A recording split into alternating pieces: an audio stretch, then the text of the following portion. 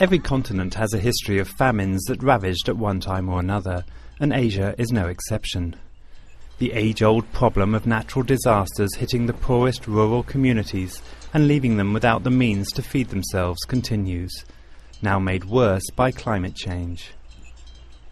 In the first part of this series, I explained how over the next 40 years, population growth is set to outpace food production, leaving a looming crisis of how to feed an extra 2.5 billion people.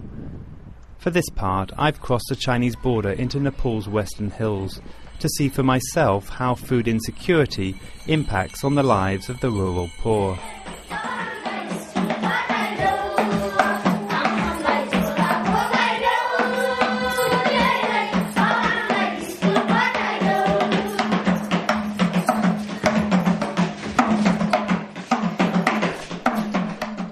5 years ago, Nepal emerged from a decade-long civil war that broke down infrastructure and slowed development.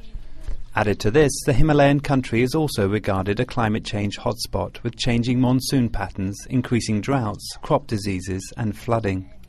In the villages above the deep valleys that bring life to those who live along the banks, the land is getting drier and farmers are only able to produce enough food to sustain them for 3 to 6 months of the year.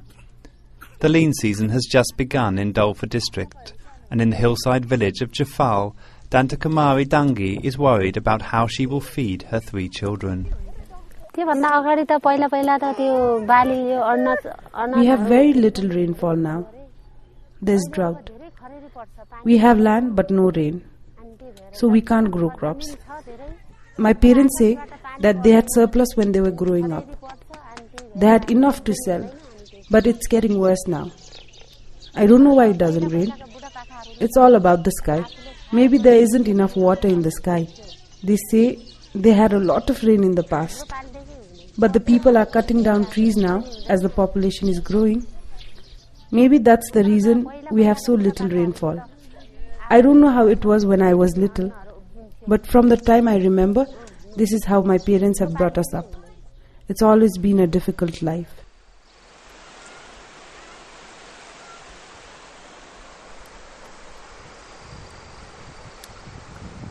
Dangi lives far above the river at an altitude of 2,987 meters on the edge of the Tibetan Plateau.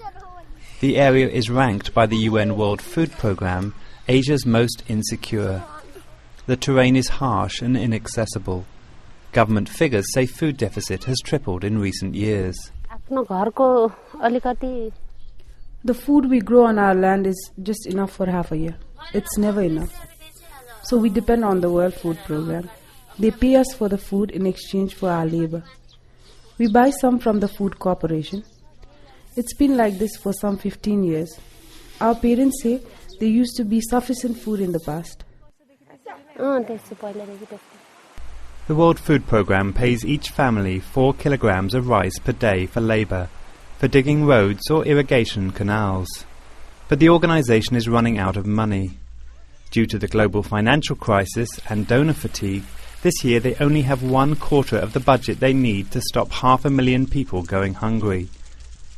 Nepal's World Food Programme country representative Nicole Minaj explains. Yeah, well, we do feel that there's a risk that some will go hungry because we don't have enough assistance. It is very difficult to meet the needs of those we think that we should.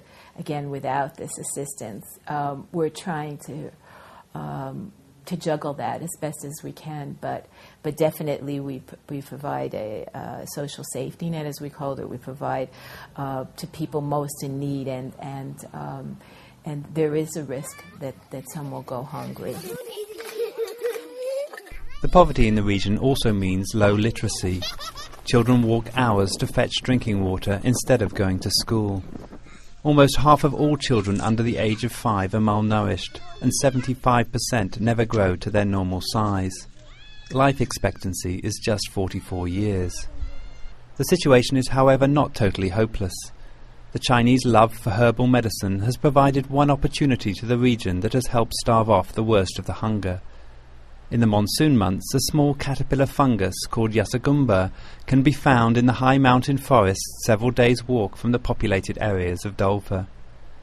In China, the fungus is believed to have aphrodisiac properties and can fetch high prices with Chinese merchants who cross the border to buy the herbal medicine for up to 500 RMB for a single worm. Walking through a small hillside community, I met Padam Kumari, who explained to me her predicament.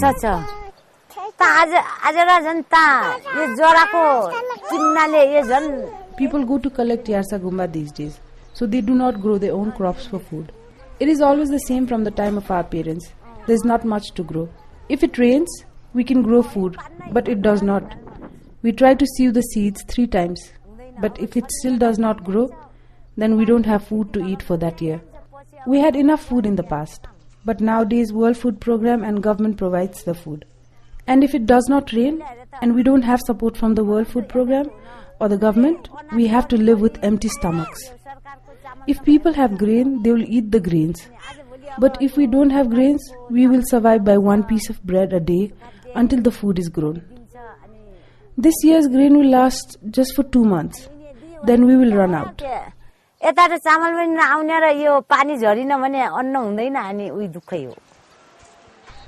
Kumari and Dungi understand little of weather patterns or program budgets, but their ambitions for future generations are clear.